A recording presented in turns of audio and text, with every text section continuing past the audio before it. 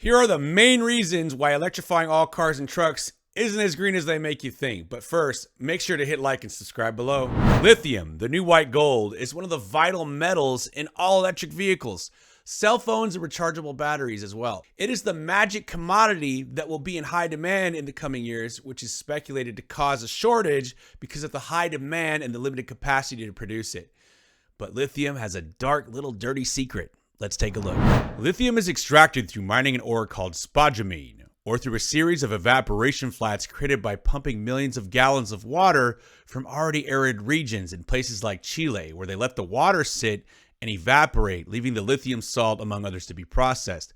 Using this method, it takes nearly 500,000 gallons of water to produce 1 ton of lithium. And this is in already dry and arid regions, which is needed for all of that groundwater they are pumping into the pools to evaporate. This will create water shortages and also cause soil degradation along with biodiversity loss. The International Energy Agency, or IEA, shows that an electrified economy by the year 2030 would require 250,000 to 450,000 tons of lithium per year, when we currently only produce 105,000 tons per year. This would require lithium mining to be quadrupled to meet those numbers, meaning more droughts, soil degradation, and loss of biodiversity in already mostly poor third world countries.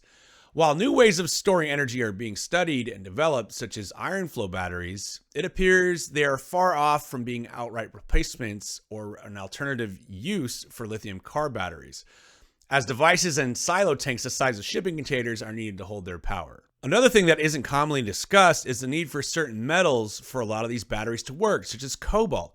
More than half of the world's cobalt comes from the Democratic Republic of the Congo, who is speculated to be using more than 40,000 child laborers in their mines. Some of these kids are as young as 6 years old. So they're using child slave labor to get this cobalt. That's like 70% of the world's cobalt, where it comes from. What if I told you there isn't such a thing as renewable energy, and that it was just a buzzword created to give rich liberal yuppies a false sense of relief and superiority about owning a Tesla, Rivian, or Nissan Leaf?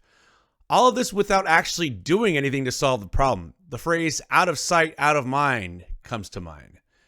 Lithium isn't renewable. You can't make a smartphone out of electricity. It takes commodities like oil and lithium to make it. We extract it in a very similar way that we extract oil. We are just able to recharge it with electricity, which 61% of is still produced by oil, coal, and natural gas as of 2021, according to the U.S. Energy Information Administration. Only 20% of that being from renewables and the other 19% from nuclear energy. I really think that energy diversity is key, but we should let the people and market decide what works best for them. If you truly believe that electrifying things is the way to go, persuasion is better than force. People in rural areas and poor countries are still going to need gas, diesel, and other fossil fuels to survive. Not every single person in the world can just plug into something. I'm all for the advancement of technology, but don't try to sit there and pretend that your EV makes you the second coming of Jesus, because it doesn't. I personally support an open and free market. So if a product's better and more superior than the other, the market can decide that. For more videos like this, click here and make sure to subscribe. Court out.